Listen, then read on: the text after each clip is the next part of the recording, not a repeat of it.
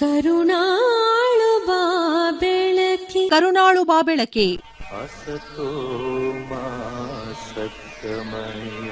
ವಿಷಯ ತಜ್ಞರು ಡಾಕ್ಟರ್ ಗುರುರಾಜು ಕರ್ಜಿಗೆ. ಒಂದು ದೂರದ ಪ್ರದೇಶದಲ್ಲಿ ಒಂದು ಹಳ್ಳಿ, ಆ ಹಳ್ಳಿ ಜನ ತುಂಬಾ ಪ್ರಾಮಾಣಿಕರು, ಮೋಸ ತಟವಟ ಪಾಪ ಗೊತ್ತಿಲ್ಲ ಅವ್ರಿಗೆ, ತುಂಬಾ ನೆಮ್ಮದಿಯಾಗಿ ಬದುಕಿದಂತವ್ರು. ಹೀಗಿರುವಾಗ ಒಂದ್ಸಲ ಏನಾಯ್ತು ಅಂದ್ರೆ 4-6 ಕುರಿಗಳು ಕಳವಾಗ್ಬಿಟ್ಟು, ಮೇಯಕ್ ಹೋದಂತ ಕುರಿಗಳು ಮನೆಗೆ ಬರ್ಲಿಲ್ಲ. ಜನರಿಗೆ ಕುರಿ ಕಳವಾಯ್ತಲ್ಲ ಅಂತ ದುಃಖದಕ್ಕಿಂತ ನಮ್ಮಲ್ಲಿ ಯಾರೋ ಕಳ್ಳರಿದ್ದಾರಲ್ಲ ಅನ್ನೋ ಚಿಂತೆ ದೊಡ್ಡದಾಯ್ತು. ಇದುವರೆಗೂ ಒಂದು ಕಳ್ಳತನ ಆಗಿಲ್ಲ, ಮೋಸ ಆಗಿಲ್ಲ, ಇದು ಯಾರು ಕುರಿ ಕದ್ರು. ಸ್ವಲ್ಪ ದಿನಗಳ ನಂತರ ಮತ್ತೊಂದ್ 2 ಬಾರಿ ಕುರಿಗಳು ಕಳವಾದವು. ಯಾರು ಮಾಡ್ತಿದ್ದಾರೆ ಈ ಪರಮ ನೀಚ ಕೆಲಸ? ಇದನ್ನ ಊರವರೆಲ್ಲ ಚಿಂತೆ ಮಾಡಿದ್ರು. ಕೆಲವು ಹಿರಿಯರು ಏನ್ ಮಾಡಿದ್ರು, ಬುದ್ಧಿವಂತಿಕೆಯಿಂದ ಒಂದ್ 4-5 ಜನ ಹುಡುಗರಿಗೆ ಪತ್ತೇದಾರರಂಗ್ ಬಿಟ್ಟು ಕಾಯ್ಕೊಂಡಿರೋ, ದೂರ ಕೂತ್ ನೋಡ್ತಾ ಇರಿ ಯಾರು ಮಾಡ್ತಾರೆ ಅಂತ. ಹೊಂಚು ಹಾಕಿ ಕಾಯ್ದ ಮೇಲೆ 2 ಯುವಕರು ಸಿಕ್ಕಾಕೊಂಡ್ರು. ಒಳ್ಳೆ ಹುಡುಗರು, ಇವ್ರು ಕಳ್ತನ ಮಾಡ್ತಾರೆ ಅಂತ ಯಾರಿಗೂ ಅನ್ಸಿರ್ಲಿಲ್ಲ. ಕೆಟ್ಟವರಲ್ಲ, ಬಡತನ ಹಸಿವು ಬಡ ಕಚ್ಚಿರ್ಬೇಕು ಅವ್ರನ್ನ, ಅದು ತಪ್ಪಿಗೆ ಶಿಕ್ಷೆ ಆಗ್ಲೇಬೇಕಲ್ವಾ.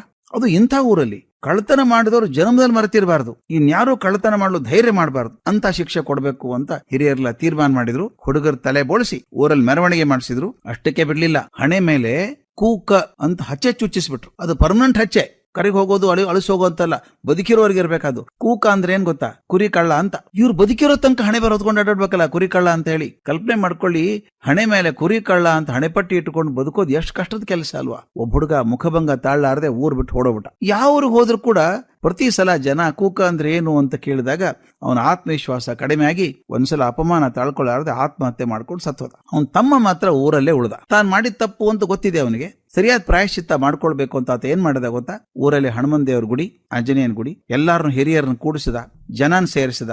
ಅವ್ರು ಎಲ್ಲರ ಮುಂದೆ ದೀರ್ಘದಂಡ ನಮಸ್ಕಾರ ಮಾಡಿ ಎಲ್ಲಾರ್ದು ಕ್ಷಮೆ ಕೇಳ್ತೀನಿ, ಊರು ಪ್ರಮುಖರ ಕ್ಷಮೆ ಕೇಳ್ತೀನಿ, ಇನ್ಮೇಲೆ ಊರಲ್ಲಿದ್ದು ಪ್ರಾಮಾಣಿಕವಾಗಿ ಕೆಲಸ ಮಾಡ್ತೇನೆ, ನಾ ಮಾಡಿದ ಕ್ಷಮೆ ಮಾಡಿ ಅಂತ ಕೇಳ್ಕೊಂಡ. ಅದರಂತೆ ನಡೆದ. ಆದ್ರೂ ಯಾವಾಗ್ಲಾದ್ರೂ ಜನ ಅವನ ಹಣೆಯ ಮೇಲೆ ಬರಹ ಕುಕ್ಕ ನೋಡಿ ದಿಟ್ಟಿಸಿ ನೋಡಿದಾಗ, ಪ್ರಶ್ನೆ ಕೇಳಿದಾಗ ಮನಸ್ಸು ತುಂಬಾ ನೋವಾಗ್ತಿತ್ತು ಅವನಿಗೆ. ಅದು ತೋರ್ಗೊಡ್ಲಿಲ್ಲ, ತನ್ನ ಪ್ರಾಮಾಣಿಕ ಕೆಲಸ ಮುಂದುವರೆದ. ಏನ್ ಮಾಡಿದ ಗೊತ್ತಾ? ಊರಲ್ಲಿ ಶಾಲೆ ಇಲ್ಲ, ಶಿಕ್ಷಣಕ್ಕೆ ಅವಕಾಶ ಇರಲಿಲ್ಲ. ತಾನೇ ಜನರನ್ನು ಸೇರಿಸಿದ, ಒಂದು ಶಾಲೆ ಮಾಡಿದ, ಒಂದು ಸಂಸ್ಕೃತಿ ಕೇಂದ್ರ ಆಗಲಿ ಅಂತ ಒಂದು ದೇವಸ್ಥಾನ ಮಾಡಿದ, ಅನೇಕ ತರುಣರು ಸೇರಿಸಿ ಒಂದು ಯುವಕ ಸಂಘ ಮಾಡಿದ. ಅದರ ಮೂಲಕ ತರುಣರೆಲ್ಲ ಸೇರ್ಕೊಂಡು ಊರಿಗೆ ಕುಡಿಯೋ ನೀರಿನ ವ್ಯವಸ್ಥೆ ಮಾಡಿದ್ರು.